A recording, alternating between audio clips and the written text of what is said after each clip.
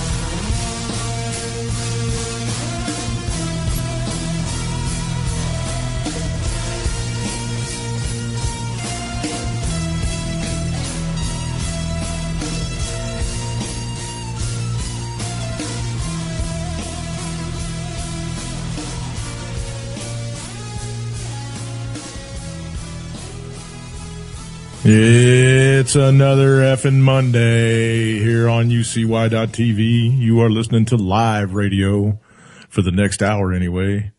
It's Boiler Room. I am your host, Jim Funke, and that guy over there, I'm pointing to the East Coast, is Lance Musser, barbecue extraordinaire. Pitmaster. Well, you haven't got the little thingy to put on your bib yet, so... What, the logo? Yeah. Oh no, I got it. Oh, you got it? Oh, well, it wasn't on your bib in the video, man. Why aren't you advertising? Here's why, actually. Because I had a friend of ours, our good friend up in Northern Virginia, got my dad and I both yellow aprons with the Smoke'ems logo screen imprinted on it. Nice. But my mom's got them sent out to a friend of hers that has a Bernina embroidery machine, and she's embroidering her name on them, so they weren't back for our first event, our first video, but we do have them. Down below that, you need to have never trust a skinny chef. That's right. I saw your comment the other day on my Facebook or the YouTube. Yep. That's awesome video, stuff. Man. I guess you had a blast. Everybody got their bellies full and came back for seconds, and there was no fist fights over the last chicken bone or anything like that. I had one small fire. I had 20 chickens left, maybe a little bit more than 20 chickens left. No barbecue left. Half a thing of coleslaw and a bunch of baked beans that were left over because, you know, you got to figure out of 240 people, what's the odds of 100% of them liking baked beans? Right. You know, especially with sausage and all that other crap I put in it. Right. But the pulled pork, everybody said, man, that's the best pulled pork I've ever had in my life. Nice. So that felt good. But I fell asleep that night going, please don't get no salmonella. Please don't get nobody get sick. That's what I fell asleep wishing for. Brother, if you go 24 hours and don't get no phone calls, you're golden. Exactly. So I didn't get any on yesterday, didn't get any today. Got some email comments. So yeah, all in all, huge success. I love the smoker. So you, built up a clientele. Got the word out there. That's for sure. That's right. I'll guarantee you, dude, somebody's going to call. Mm-hmm. Out of 200 and some odd people, somebody's going to call you and say, hey man, I'll take some more of that pork. Oh yeah. Yeah, they definitely will. We had our business cards made up and we picked them up that yesterday before. So passed out a bunch of them to anybody that want them. Nice. I'm happy for you, brother. Proud of you. Oh yeah. Yeah. Thank you. Thank you. All right. So since we're on the Smoke'ems thing, let's dive on into the Smoke'ems Market Minute and let everybody know what was going on Wall Street today. All right. Let me get to that. It was, again, just a weird day. Every single, thing added up. Not added up. Every single thing was up. How do you how do you explain that? Just a few weeks ago, investors were worried about a market correction, and now the S&P is honing back in on its record highs. So, Soros has still got that bet out there. It makes me giggle. It does make me giggle, but it went up. Dow went up 92. It's at like 16,208 or something. Bonds just took a little itty bitty into the red today. Nothing to speak of. But that was our market. The interesting stories, if you will, that are out there.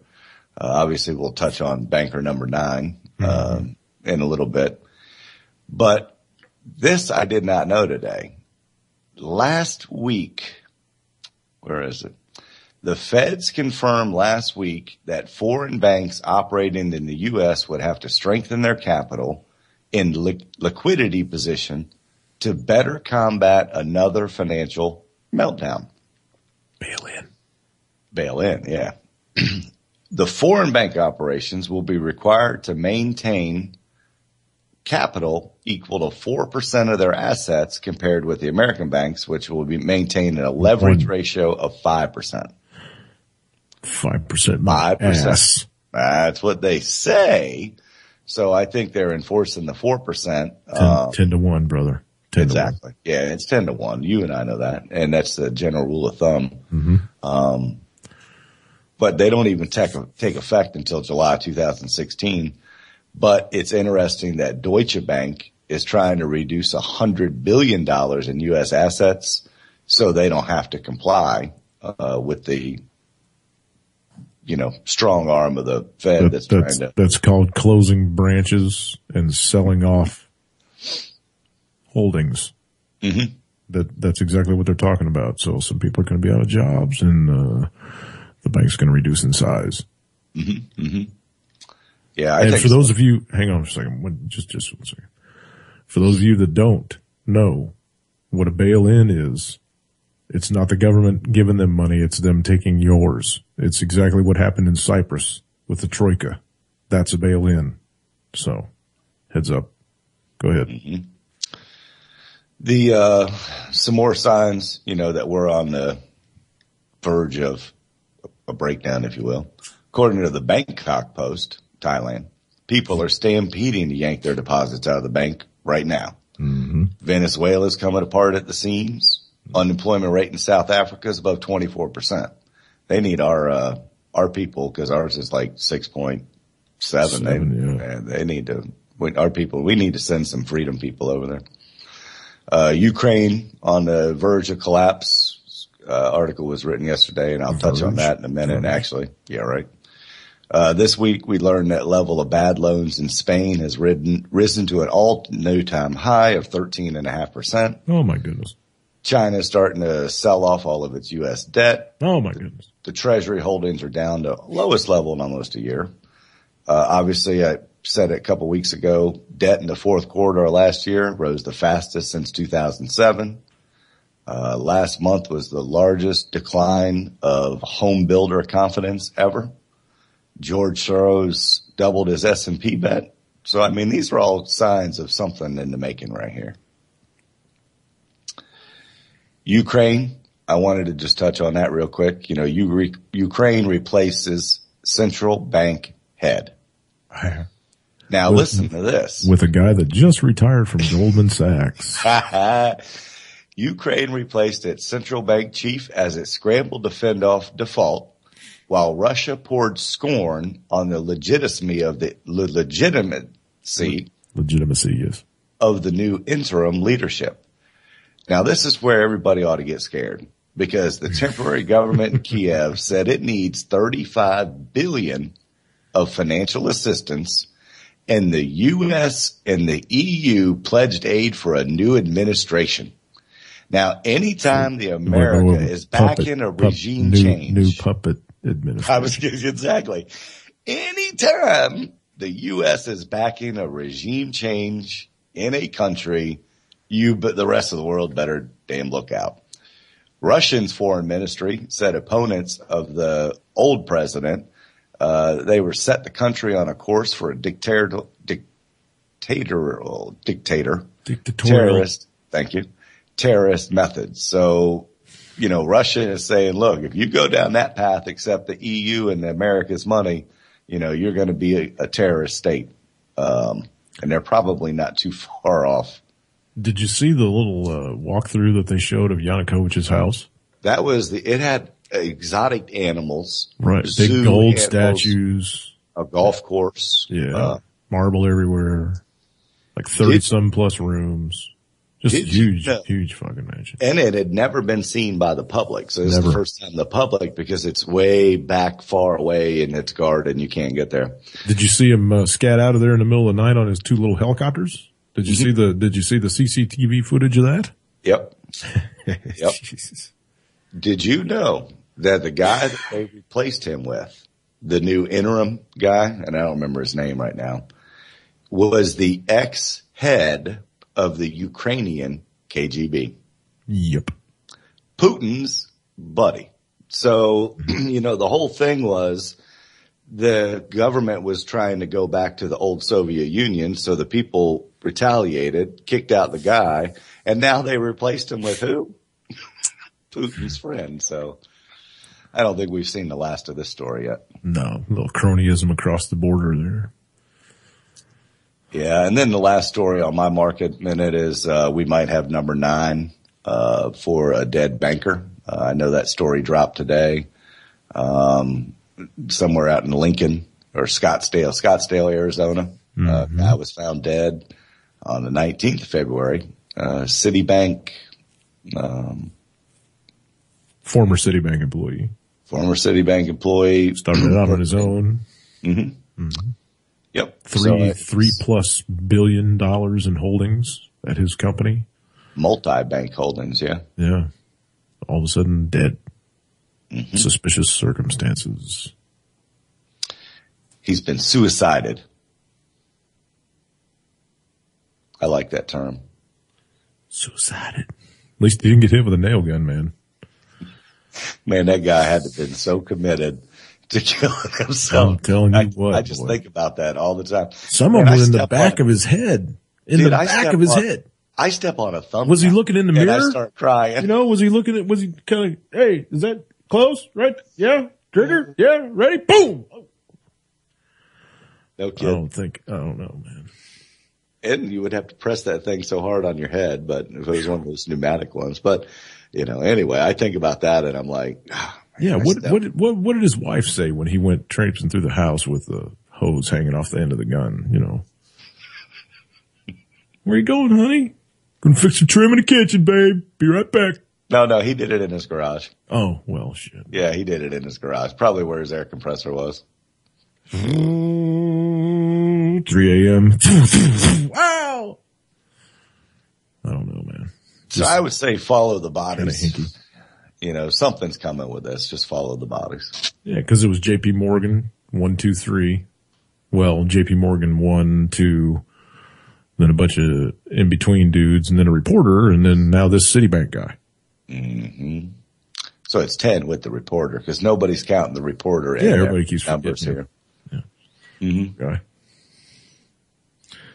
So y'all wrapped up? I am all wrapped up. Are you going to play Scott? Yeah, we're going to throw some Scott in here. Yeah, make sure everybody listens and pays attention to the part about the gold in China. Hello, this is Scott in this Hyper Report. Here are quotes for various items. First, G20 clowns. Perhaps the reason that the U.S. faces a national clown shortage is because they all became politicians. For example, the clowns of the G20 have agreed to increase the global economy by $2 trillion. However, they do not know how to do it. While at it, they also want to increase employment by 10 million. All they need now is the makeup, rubber noses, and wigs.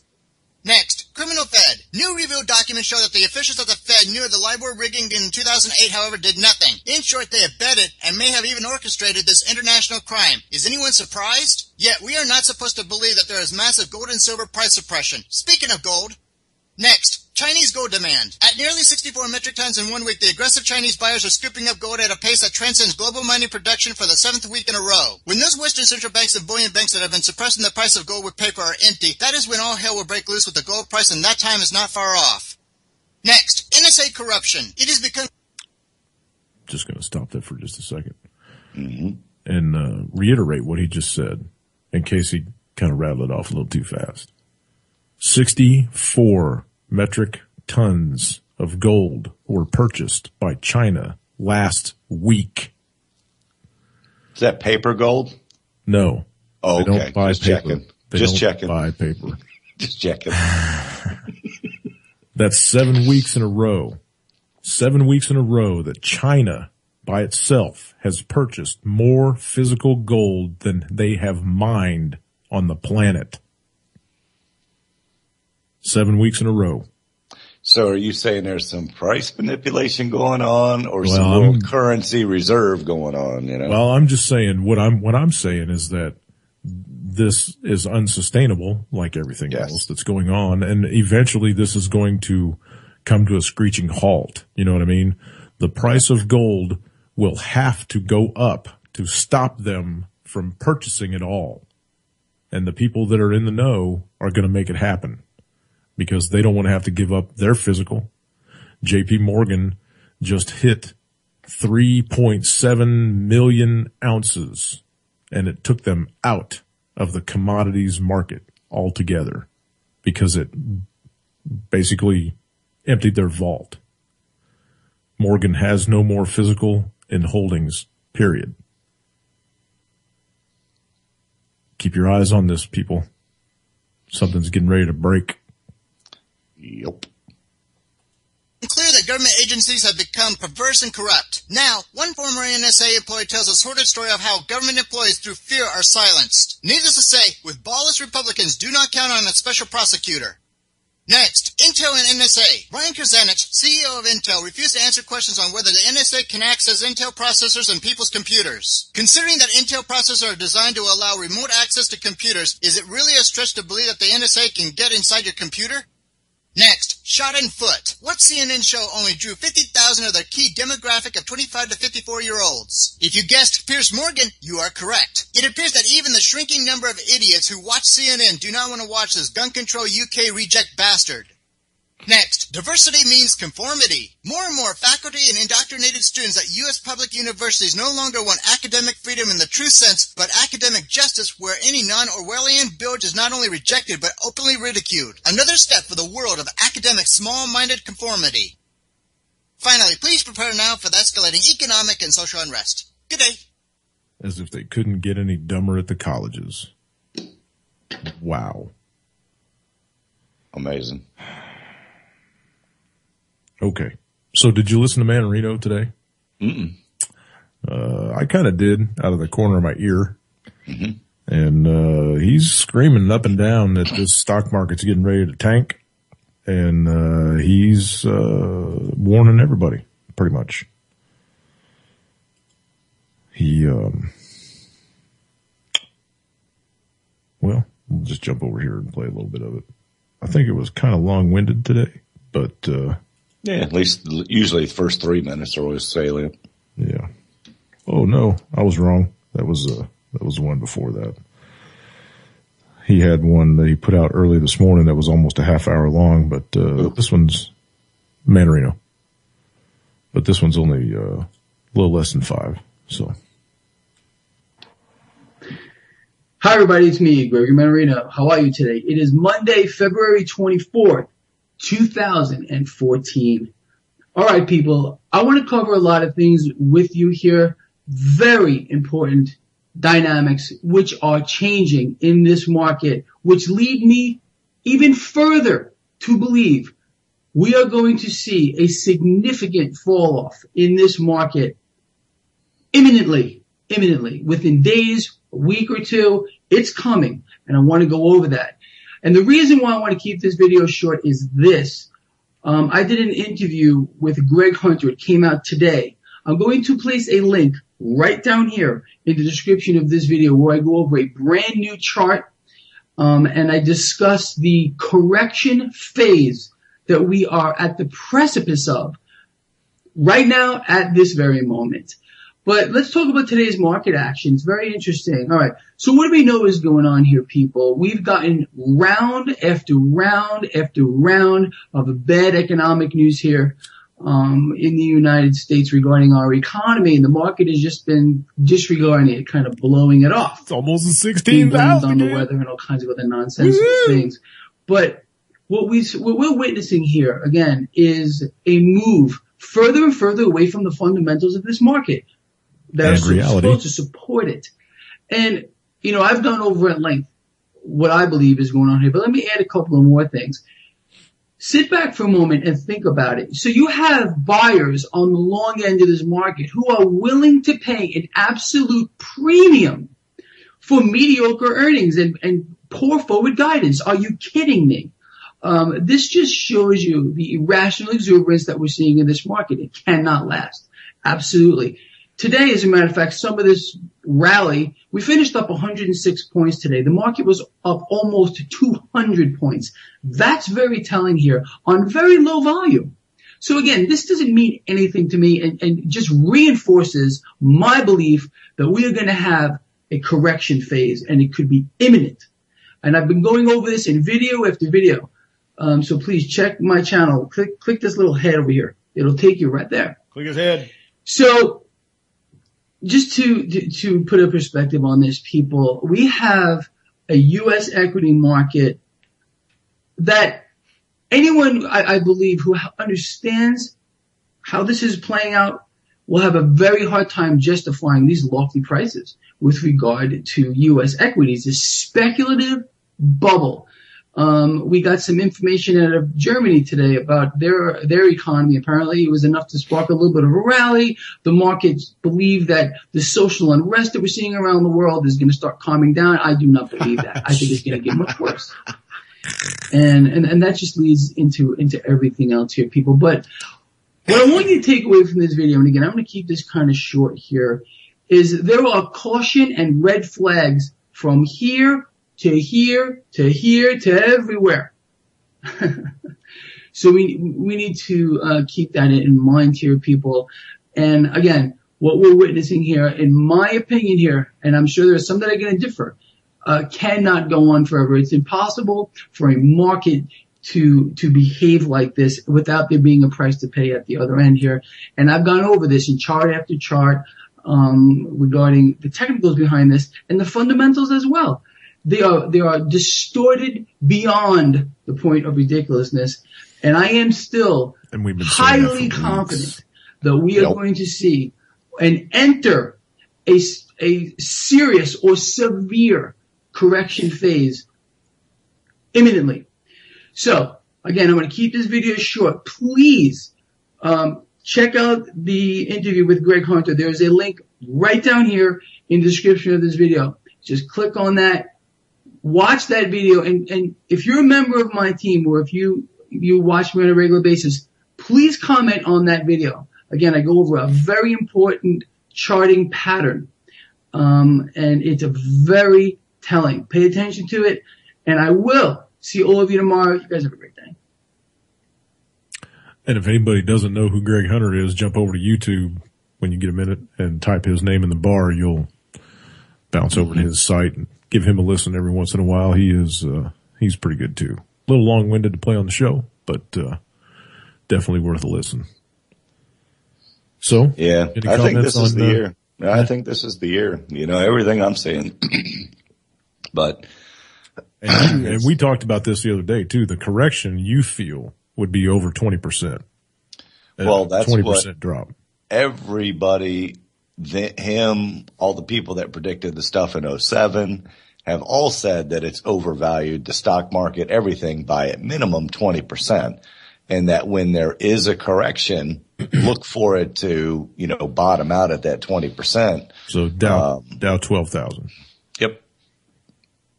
By personally, I thought middle of next month. Last June, I thought it would have been at the end of last year, quite frankly. I mean, we were all looking for that around Christmas time, yeah. We were looking for it during the government shutdown. And then so was it a training thing or, I don't know. I mean, we'll never know on that one. Mm-hmm. But, this could be the year. You never know. That's why you just got to be prepared, do all the stuff that everybody on this network talks about all the time. Yeah. Get your savings out of the market. Get it somewhere safe. Like in your house. Okay. So let's go into this, banker number 9 a little deeper. You want to let everybody know exactly who this cat was and where he was banking and, the name of his organization. And I don't know if anybody's got any information on what happened to him exactly, but, you got a story there in front of you about it? I do. And it's actually on the whole trail. Excuse me. It's not just necessarily, him, but where was it? It was the article I was reading today. Some of them, there's really no reason to believe that some of them couldn't have been suicides. I mean, I'm definitely not saying that they are, but you know, there were witnesses supposedly that saw the one guy walk up to the, roof and people tried to stop him from the jumping. guy over in China. Yeah. Yeah. People tried to, stop him and they were, hey, you don't jump. Yeah, there were witnesses. You don't jump a long way down. And I think he's the one that landed on a different building on a different floor. Or that was the first one. That was the cat in London. That's right. The cat in London dove out the 36th floor window. He actually went out a window. That's right. The guy in China went off the roof and went all the way to the ground, 33 floors. And then there was one guy on the side of the road, dead one in his guy car. fell down a 50-foot embankment in what police described as a suicide. Yeah, just threw himself off a cliff. Then the nail gun guy. Yeah. Reporter. And then, this is, they talked about a UK-based communications director. So this is just a communications director at the Swiss form of, the group. He died last month. All those circumstances are suspicious and still unknown. The guy that threw himself off of JP Morgan, the one that emailed his wife, said he was on the way home, have dinner ready for me. Yeah, that was the finishing first up guy. work. Yeah. 36 years old. Yeah. So there's, again, I think these aren't done, by any means. I don't think they're done. No. Probably about another 20, maybe. I don't know. According to Kaiser now, it's over 20, so this cat would make 21 or so. That we just haven't heard about him, because they've been foreign people, not really high up people. But then the Steve Quayle guy, the V dude. The V guy that called into Steve Quayle or wrote into Steve Quayle, he said look for some major players in the bankster business. In the American bankster business. And that's what this guy was. The guy that we just talked about. Yeah, Citibank or Citigroup or something, yeah. Yep. But that was a long time ago. I thought he got out of there a long time ago and started his own deal. He did. But you still got to know that he was an insider. He was playing with the big boys.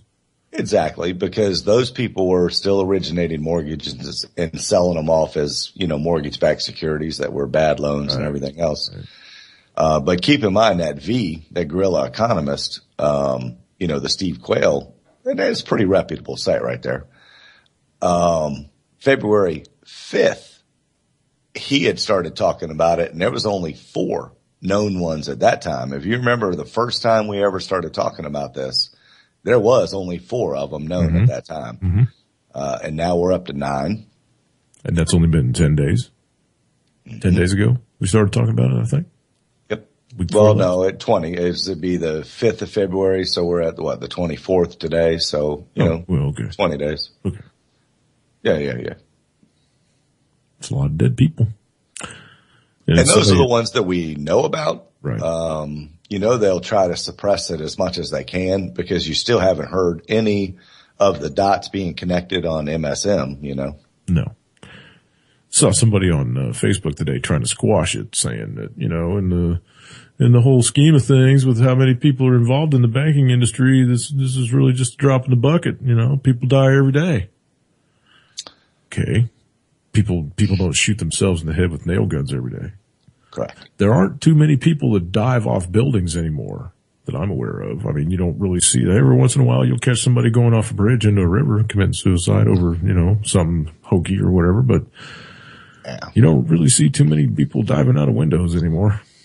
You couldn't tell me that these guys couldn't get them hands on some kind of pill that they'd be able to take and just fall asleep sitting right there at their desk and not have any pain. If they wanted to go away. Right. Yeah, exactly. So, or not too many people email their girlfriends and say, hey, baby, have the sushi ready. I'm on my way. Exactly. And then take a header. Or whoever's suiciding these people, could hold them down and shove the thing down their throat, but because they're, they're not letting them do autopsies or anything on these people. So you gotta know though, the nail gun guy, man, I gotta go back to this dude. This is just an anomaly. They had to do something on him. They had, you can't, when you get the guy in the operating room or in the emergency room I would want to, how in the hell? I would want to know. Even if I was just the doctor, even if I was just an orderly and saw that go by on the gurney, I'd be like, what the? Can you imagine being Quincy and folding back the sheet? What was his name? Jack Klugman? What was his name? Folding back the sheet and seeing 8, 9 nail holes and going, that's going to leave a mark. Yeah, that looks like suicide to me. See that paper? Cause of death? Dumbassness. I mean, how could somebody else in the room not look at him and raise an eyebrow and go, right. Sir, we're really Did he fall into a bucket of nails? Suicide? Did he fall into a bucket of live nail guns? Or I mean, come on, man, come on. If I'm not mistaken, I think V, was one of them that brought up, look, they talked about the cause of deaths. They ruled the cause of deaths before they ever did an autopsy on any of them. And they were quick. Like a lot of the Hollywood stuff. Mm-hmm. Just covered it up. Like Sandy Hook. Covered up. Yeah, there's a good DNA story on, that Adam, whatever his name is. Adam Lanza. Yeah. Did you read the DNA story on that? Mm-hmm. It's an interesting take on it. We've known it's been a cover up for a long time. Yeah, we're not going to go down that rabbit hole. Nah, don't have to. Not tonight. Okay. So you want to keep going on the banker dude, or you want to just kind of let that lay and see if we find another one by the end of the week? I think we'll have another one by Wednesday show at this rate. We'll either have one by Wednesday or Friday show. Okay. Then we'll take off this direction then. Cause I saw this today and it just made me giggle. Sorry. The CEO of ExxonMobil, the top producer of natural gas in the U.S., has joined a lawsuit that challenges the construction of a water tower connected to hydraulic fracturing operation near his Texas home, given that it may reduce the property value. Rex Tillerson, CEO of ExxonMobil, and other plaintiffs claim the hydraulic fracturing or fracking project will cause unwanted noise and traffic associated with the trucking of water from the 160-foot tower to the drilling site. The tower will provide water to oil and gas explorers for fracking shale formations, leading to traffic with heavy trucks on FM 407, creating a noisy nuisance and traffic hazards, according to the lawsuit. The water tower is owned by Cross Timbers Water Supply Corporation. Tillerson's lawyer claims the noise, traffic, and actual fracking does not bother the ExxonMobil CEO, stating that it is possible depreciation of his $5 million property in Bartonville, Texas that he's worried about. Fracking is the controversial process of injecting water, blah, blah, blah, blah, blah. Tillerson himself has excoriated fracking regulations amid the practices boom across the country. This type of dysfunctional regulation is holding back the American economic recovery, growth, and global competitiveness, he said in 2012. In another 2012 interview with Council on Foreign Relations, the CFR, Tillerson said that the natural gas production today has been revamped with new technologies, so the risks are very manageable. Yet fracking's popularity with energy behemoths like ExxonMobil is finding resistance across the U.S. based on more than property values and noise complaints. Flammable water. It's exhausting water supplies. We've talked about that in the past. They use millions and millions of gallons a day to run these wells. It's also leaded to earthquakes. Listen to that. That's like Rantoul education for you. It's led to earthquakes. I think the single state of Oklahoma has seen a 4,000% increase in its ground shaking year to year since the 1980s. A recent study showed that fetuses of pregnant women living within 10-mile range of fracking wells in much greater danger of congenital heart defects and neural tube defects. I don't know what that is, but another recent study found that chemicals used in fracking are suspected of being endocrine disruptors, which could raise the risk of reproductive, metabolic, neurological, and other diseases, especially in children who are exposed to the materials. On Thursday, a letter signed by over 1,000 doctors and health professionals was sent by Environmental America to President Barack Obama, highlighting many other damaging health and environmental effects associated with fracking. Given this toll of damage, the prudent and precautionary response would be to stop fracking, the letter reads. Instead, the oil and gas industry is seeking to expand fracking at a frenzied pace, even into areas that provide drinking water for millions of Americans. And if they're not fracking our fresh water and using it up and dumping chemicals into it deep into the earth, they're just blatantly dumping it into the rivers. West Virginia, anybody? For its part, ExxonMobil told the Wall Street Journal that it has no involvement in Tillerson's lawsuit. As Think Progress points out, there is a reason to believe that Exxon's oil and gas development projects have compromised human health and the environment, much less hurt property values. One recent example is the company's oil spill of up to 7,000 barrels of tar sands in the neighborhood in Mayflower, Arkansas, just south of here. Nearly 1 year ago, locals are still suffering from dizziness, headaches, and nausea, prompting many to move away if their homes aren't already severely damaged. ExxonMobil pays Tillerson $40.3 million a year. And he's worried about his $5 million house. The value of it. Because he's for sure going to put it on the market now that there's a fracking operation within 10 miles. They used to call this NIMBY back in the late 80s, early 90s. NIMBY, N-I-M-B-Y. Not in my backyard. You can do it, just not in my backyard. Build a new prison? Sure, not in my backyard. New fracking well? Sure. Way over yonder. Not in my backyard.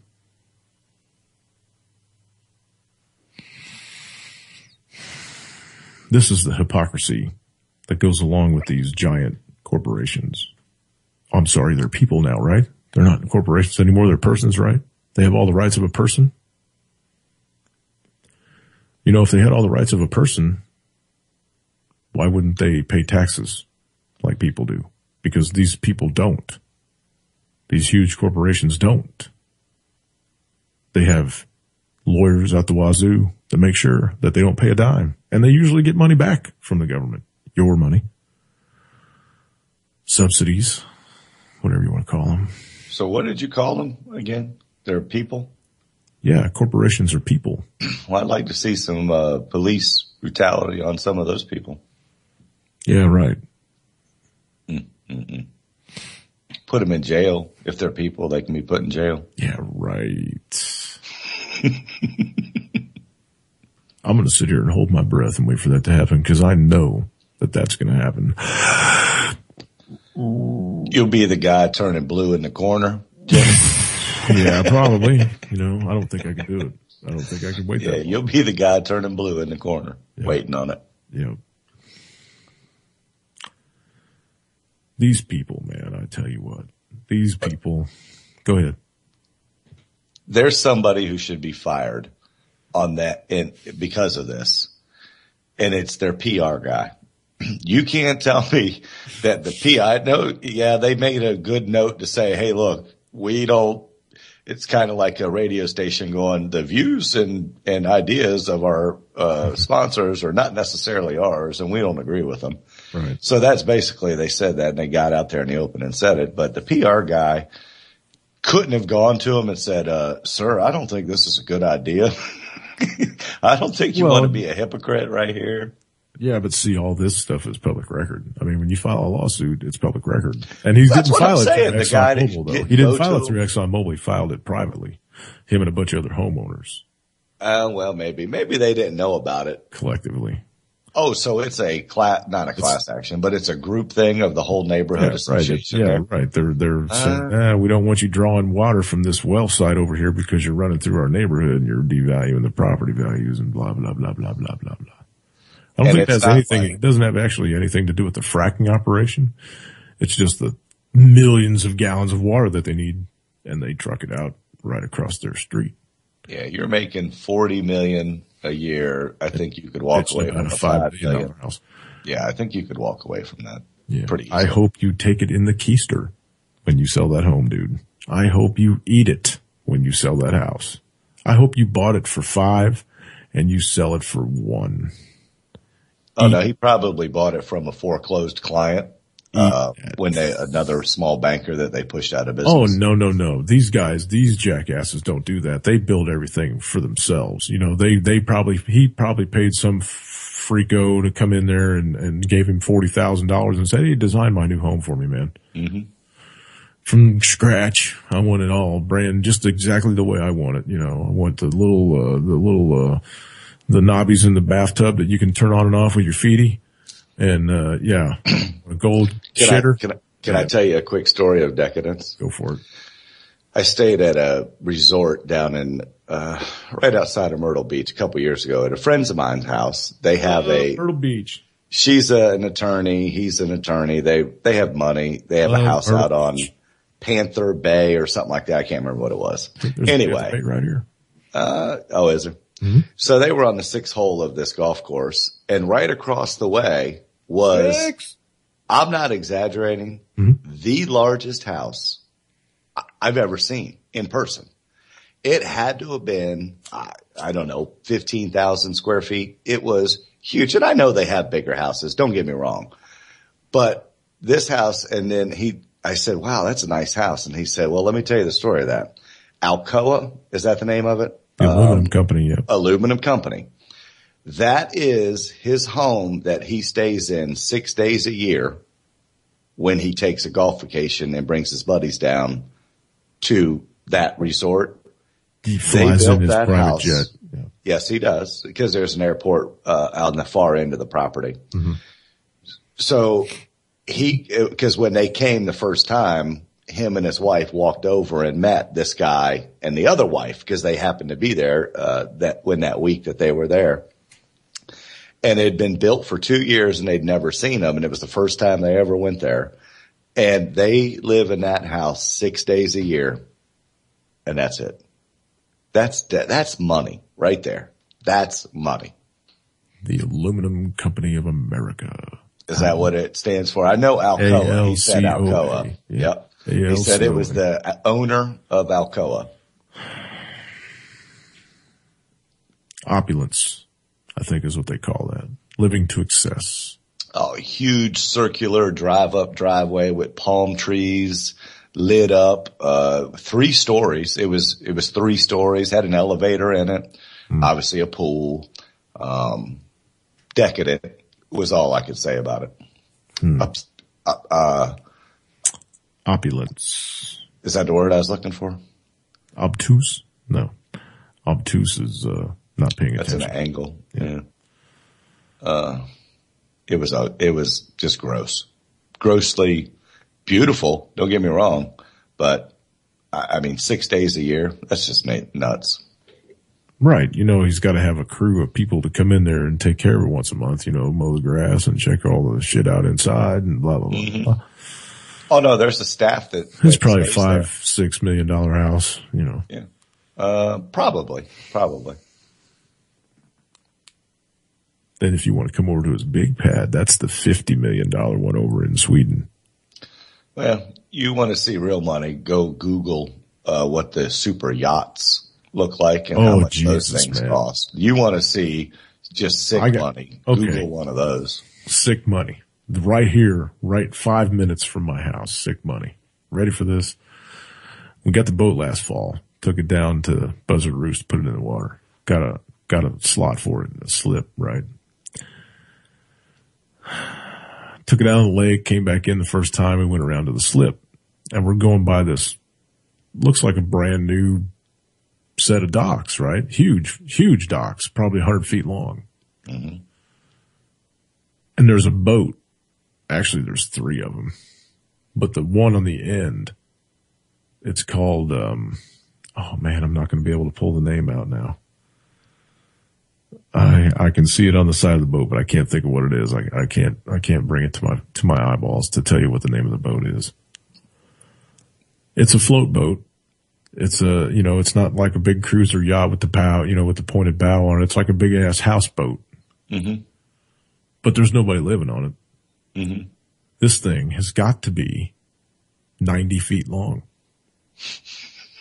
90 feet long and probably 25 feet wide. And it has. Is it a gambling boat or something? I mean, 2 decks. No, it's just a boat. It's private boat. Yep. Who owns it? Shit if I know, man. But the guy's got some big coin. He's got some big coin. The top deck where the steering shit is, where you steer the boat from. Mm-hmm. There's like 2. I mean, there's one inside too, but there's, I guess, the poop deck or whatever on top. Mm-hmm. There's probably 40 chairs up there. I mean, it's big enough. It's like a stage. It's just the insane money, dude. Insane money. I'll bet it costs $10,000 to put fuel in it. Right. We have boats like that around here. You know what's interesting? I've been here for 5 months. Never moved. Mm-hmm. Never moved. Never been anybody on it. It's closed up. Cold. See if it goes out in the summer. Shit. That's some super coin, man. And there's 2 more sitting right next to it that are 75 feet long. Mm. Same style boat, That's their summer homes out there, probably. Dude, it's just crazy, man. Crazy. Anyway, go ahead. I've always, and I won't say always, back in the day, my 20s and 30s, I had a goal to own a Corvette before I was 40, and I bought it at 35. Nice. What kind was it? So, do what? What kind was it? Was it kind of was it one of the kind that wound up in the bottom of the hole? Oh, no. It was at the museum? Yeah, right. No. It was a 2000 Corvette convertible burgundy with a black top. Convertible. And it was in 2005 that I bought it. So I was 35. I made that goal. Right. And I've already gotten rid of it since then. And I've always said, I've looked at these super yachts that we're talking about and that big house that the Alcoa guy says. And I've always said, man, I would like to have that kind of money. I wish I'd win the lottery or think of an idea, be able to patent it. And now, as awake as I am, my passion and desire is to get a little house out in the woods on a mountain or a lake away from everybody and just leave me the hell alone. Yeah, buddy. It's funny how your priorities change because that's what I want. Take the family, move out to the mountain and just say, get away from me and stay away from me. Right. F all you people. Yep. That's my whole lifelong ambition now. It's just privacy at a little place that I can cut my own wood in the back and that's what I got. And be happy. Oh, I know. I look at all your videos and when I grow up, I want to be like Jim Funke. Everybody grows up. They want to be Jim Funke, Uncle Jimmy. Shit. I'm like in the top 10 on the drone strike list. You guys don't want to be me. Yeah, I was pretty low down on the list when I started coming on your show, and now I'm sure I could look outside. They're probably down the road down there. But take them a box of donuts when we're done. shove a banana up their tailpipe. Yeah. Tell them, hey, there's a fire up your butt, man.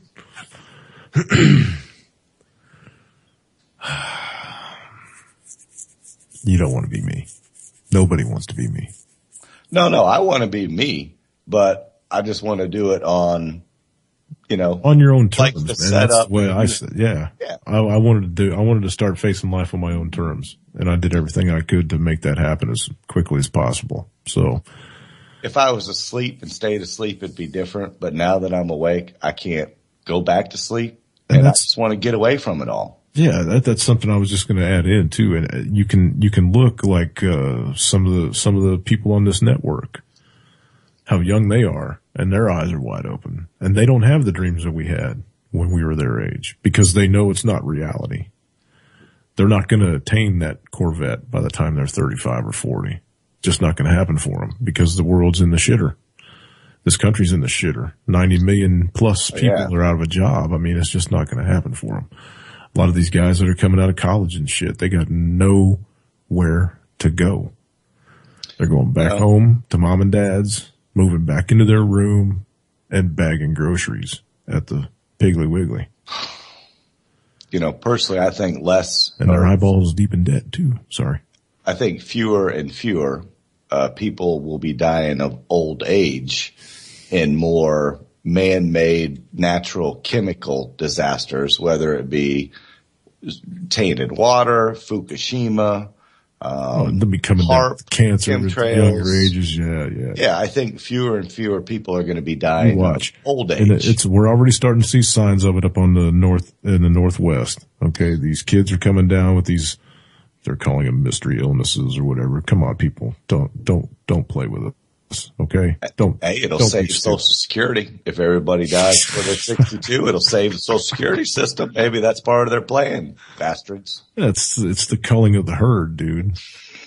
It's the culling of the herd. Well, there needs to be a culling of the herd, but I'm not sure this way. I'll take natural disaster over man-made Fuku stuff. Well, yeah, but they can cause those too, man. Because I full on don't believe that there was a 9.0 earthquake off the coast of Japan 3 years ago.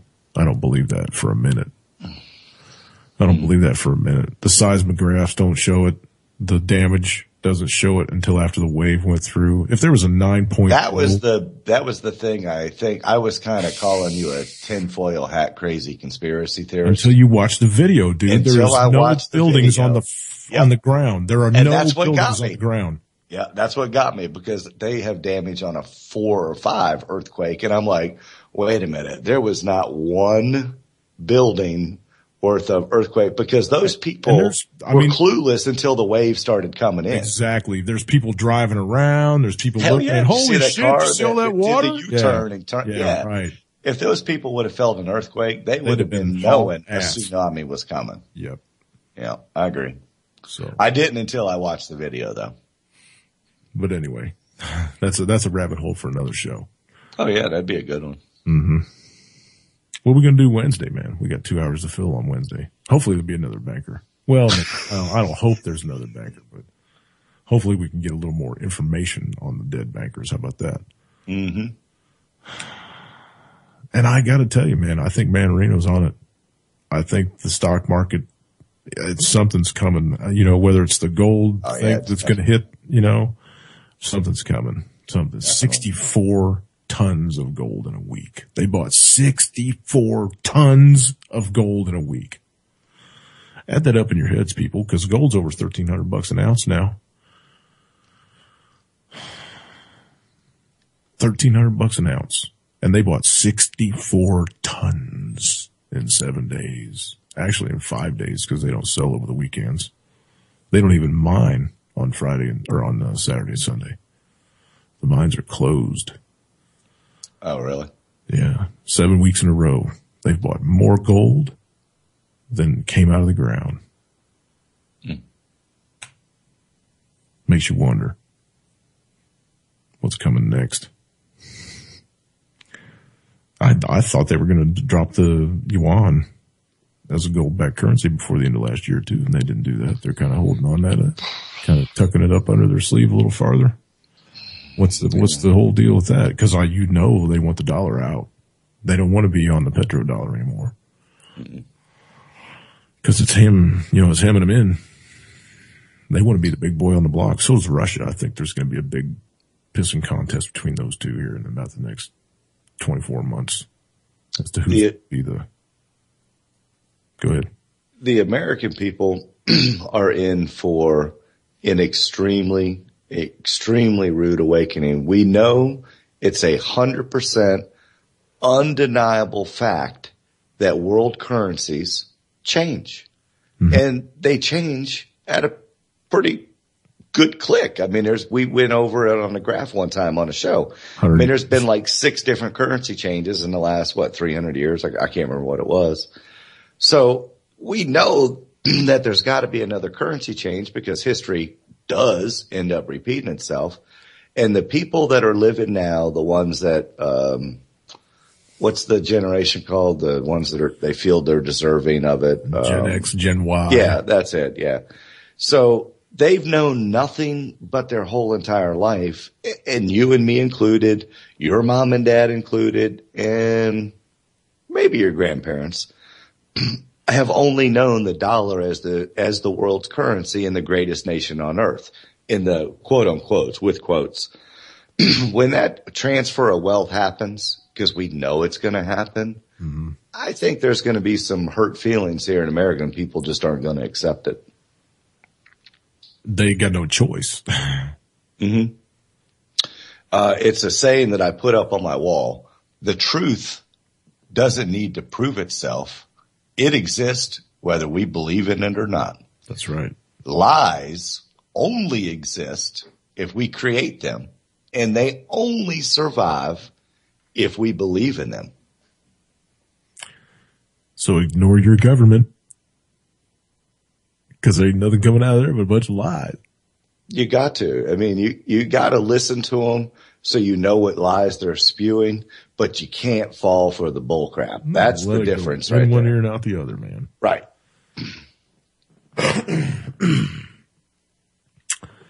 I say this all the time, and I don't know how many people really pay attention, but unconstitutional laws are null and void from their inception, and they are not to be followed, and they are not to be adjudicated in a court of law because they are null and void from their inception. That's written law.